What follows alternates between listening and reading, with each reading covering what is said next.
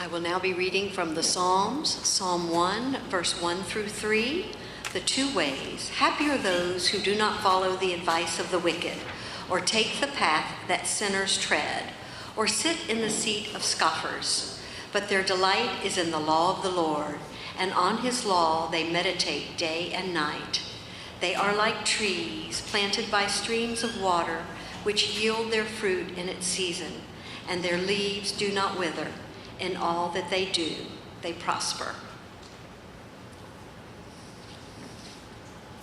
The next scripture reading comes from the book of Colossians, chapter 1, verses 9 through 14.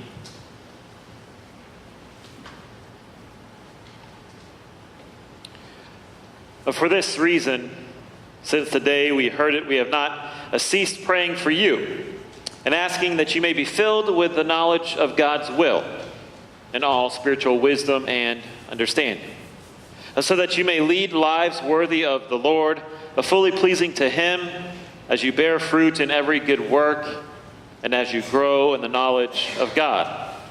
And may you be made strong with all the strength that comes from his glorious power. And may you be prepared to endure everything with patience, while joyfully giving thanks to the Father who has enabled you to share in the inheritance of the saints in the light. He has rescued us from the power of darkness and transferred us into the kingdom of his beloved Son, in whom we have redemption, the forgiveness of sins. This is the word of the Lord. Thanks be to God. So kind of following up on last week's sermon, Great Expectations, Worship Attendance. I hope many of you found that sermon insightful and convicting and meaningful. But for those of you who missed it, you can check it out online or ask me for a hard copy and you can sit and read it and then attend worship. I hope you enjoy it and just find it somewhat pleasing and helpful to you. Either way, it is in fact important that we do attend worship, and don't worry, I'm not going to rehash everything I said last week. Instead, just trust me and try to come to worship when you can, okay? Sound good? All right.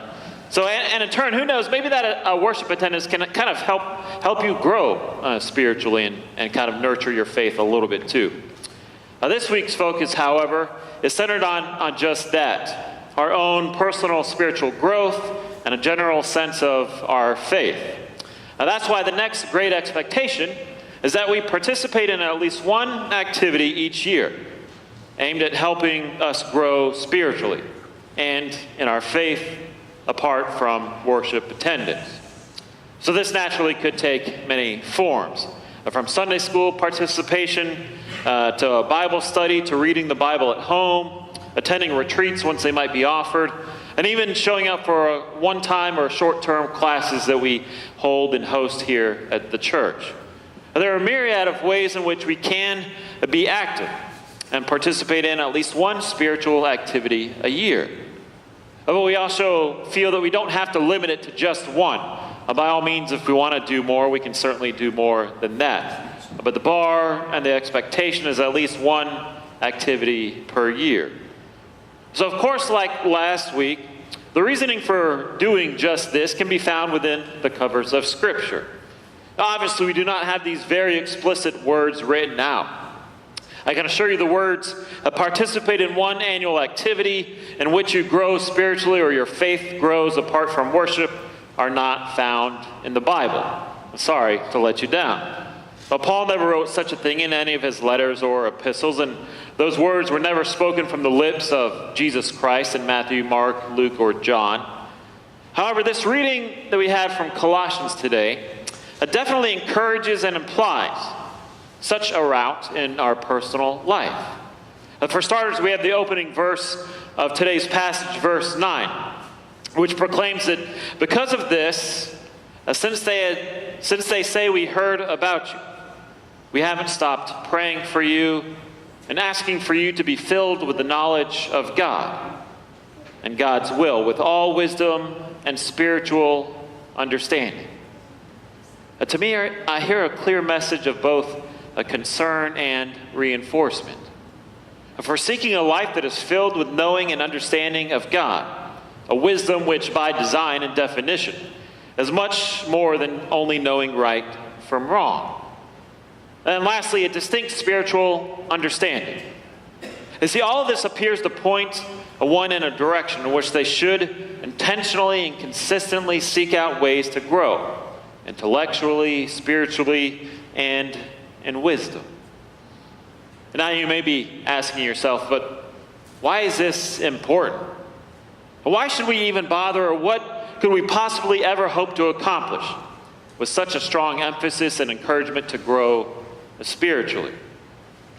Aside from an internal desire to learn and grow, I believe there are, of course, many reasons why we should focus on our spiritual growth. One strong case is that simply for preparation purposes. Is it being prepared for the curveballs and the rocks that life may throw at us? In light of this, I also, believe it or not, have been working on a children's book for the last year or two. And yes, I know it's slowly coming, but it is coming along. But the premise of this book is how parents and family members should speak to children when there's been a death in the family or a loved one, or even with a beloved pet. And now embedded within this is an emphasis on and desire for the families to learn some practical application and also to grow spiritually. And so by doing so, the hope is that both the children and the families will be prepared and equipped if and when the unfortunate is ever to occur in their life, or even if it already has. Furthermore, a number of studies correlate family wellness and marital satisfaction with religious and spiritual belief and practice. See, along that same thread, some of you may have heard of the term or title spiritual director. Has anyone ever heard that term before? A couple? Yeah. So typically that's the role of a person to deepen another person's relationship with God. In some ways it's similar to the role of a pastor, the one that I lead, with God at its core. However, as one might also surprisingly discover, is that the primary purpose of a spiritual director is to direct someone spiritually. Ironic, right? So sorry if you were expecting something different or miraculous, but that's pretty much all it is. It's really that simple when it comes to the role of a spiritual director. And don't worry, some of those specifics will be kind of dissected and discussed later on. But within this spiritual direction mold is obviously a certain set of criteria that label something as distinctively spiritually focused. So a book titled Short-Term Spiritual Guidance by Dwayne R. Bidwell lists 5 specific factors that distinguish spiritual direction and growth from pastoral care, which can be helpful for us in discerning what exactly we should be focusing on with our own spirituality. And so first with spiritual direction is seeking union with God. The second is striving to imitate Christ. The third is one desires to learn methods of prayer and forgiveness. A fourth, one seeks to make sense of foundational experiences. And then lastly, we have a final earmark of spirituality is a search for the meaning of life. Anyone writing these down? Are you guys all memorizing them? That's good? No, I'm just giving you a hard time. So as a result, if we figure that we're doing this in at least one of these or 2 of these factors, of these 5 factors, then we're certainly on the right track of growing spiritually, or at the very least intentionally kind of seeking that out in life. And I'll recap them just quickly for you. 1 is seeking union with God. 2 is striving to imitate Christ. The third is desiring to learn methods of prayer and forgiveness. And then we are making sense of foundational experiences in life. Then lastly, searching for meaning in life. So out of all these factors, I'm a little hesitant to kind of label one as more important than another. And in fact, I do believe all 5 of these factors are equally important and for different purposes.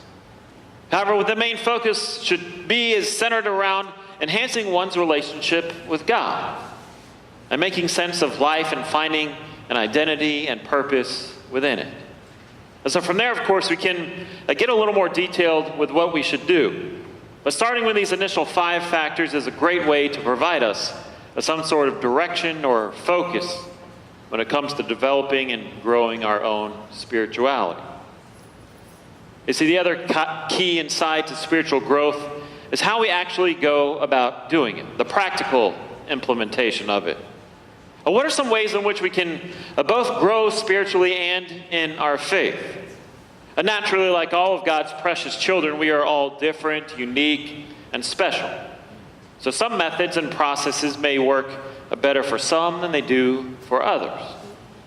Earlier, I mentioned the possibilities of attending a Bible study, Sunday school classes, and even participation in the classes that we have here at the church. Other options include the work that's done by Stephen ministers or even the deacons here at the church. Obviously, we have different ways of inciting growth with all of that. And with the Stephen ministers and the deacons, I believe one grows spiritually both in giving and receiving of that care. So obviously, it's good to offer a variety of these options, as each one of us are so different and unique. And these kind of feed and nourish our growth and spirituality at different paces and different speeds and in different ways if we participate in them. But beyond these options and listed and methods propagated by the church, there are also many other methods and practices that people have used to grow spiritually over the years. For instance, one particular effective spiritual method that I have used is a historical method called examine. This is where one takes time at the end of the day to reflect on moments that happened, big or small, and kind of feel and find God's presence, to remember where God was in those moments. Or if one felt connected to God or felt that their sense of purpose or calling in life was being fulfilled. And so if one gets in the habit of doing this daily routine, at some point in the evening or night where quiet can be had and a reflection can be accomplished, then one slowly develops a way to recognize God's presence throughout the day and within our lives. You see, oftentimes we kind of incorrectly associate the greatest spiritual moments, or the mountaintop experiences as some people call them, as being the only times where God is present in our life. However, with an enhanced and growing spirituality, the hope is that we can recognize and see God in the everyday moments and routines of our life.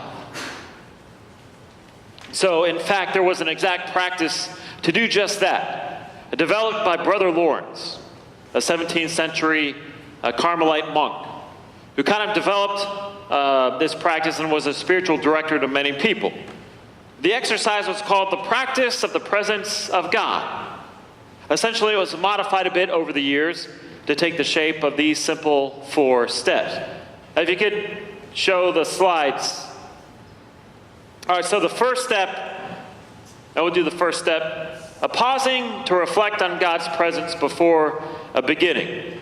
So the beginning is, I didn't have too much space to type stuff, so before beginning like a task or an encounter or a conversation with someone, or even if we might enter an argument, just kind of pause and reflect on where God is. Do you feel God's presence with you? Is God not with you? Is God, you feel abandoned? So first step, just pause and reflect on God's presence before beginning that conversation or that daily routine task. And number 2, repeating a short prayer. For example, say something extremely simple as, Lord Jesus Christ, have mercy on me, or peace be with you, during an activity.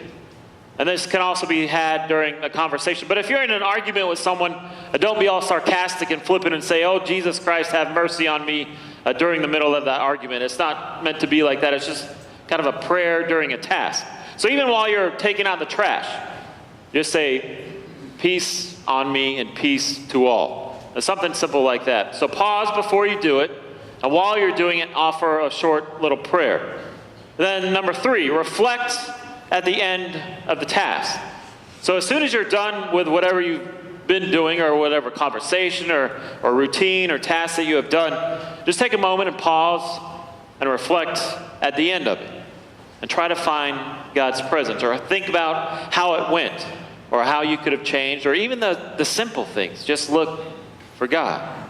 And number 4, work to carry this prayer and this reflection into all activities related to your routines or your life. So this kind of may seem overwhelming, or think, oh man, I have to do this when I brush my teeth, when I comb my hair, when I eat my breakfast, when I take out the trash. No, it doesn't have to be that overwhelming. If you want, just start small. Start one thing a week. Just get in the habit of pausing before you start, of saying a prayer, short, sweet, during it. Reflect on it at the end of the prayer. And then work on carrying that process throughout each and everything. So if you just start with one during that week, you can maybe expand it to more activities. So when you brush your teeth in the morning, you can do it when you brush your teeth at night. Just simple example. Don't limit it to just brushing your teeth. I'm just giving you kind of simple examples. So those 4 steps are key practices to kind of work on recognizing God's presence. So if we do this, we can slowly begin to develop that and see God's presence in our daily life. Not just at these mountaintop experiences. Not just when we come to worship on Sunday, but also in our daily normal life. And we will begin to grow immensely for that. You see, when it all comes down to it again, we have expectations. You see, not only are these good steps to include in our daily life and routines, but they should be the hub of our spiritual growth. The expectation is that we can and should participate in all of these activities, these steps and these events in the church and in our own personal life. Eventually, though, we could expect to live out these steps without ever having to think about them. They should just come to us as second nature. But it will take time, it will take practice, and it will take intentionality. Of course, one of the main challenges of spirituality is that it's not easily quantifiable, right? Meaning it's at times difficult to measure and gauge just how full our spiritual tank really might be. We can't simply say that, well, yes, my spiritual tank is indeed full, and I should be good for a while. Or my tank's about a quarter empty, and I might only be able to carry that for another 4 months or so. Well, while this is challenging and maybe even sometimes frustrating, there are certain ways to tell if, in fact, our spirituality has grown. For instance, we can ask ourselves, do we feel closer to God? Do we feel that we have a sense of purpose and meaning in life? Or do we feel prepared enough or solid enough that we could handle whatever a foundational or life-changing tragedy or event might come our way? So if we can answer yes to any of these questions, then we're on the right track. However, if these answers never seem to be fully satisfied, you can go back to that time in your life where you remember your pastor encouraging you to work on your own spirituality, which would be today, and hopefully feel motivated enough to participate in at least one activity meant to help you grow in that department. Then one day when we encounter moments of trial or tribulation, or even moments of joy, we can see and feel God's presence. And we can feel prepared enough to persevere through all of life's ups and downs. Then we can affirmatively say and know how great it is to feel and know how much we have grown spiritually over the years. And we can say that all of those extra steps have been well worth the effort. Amen.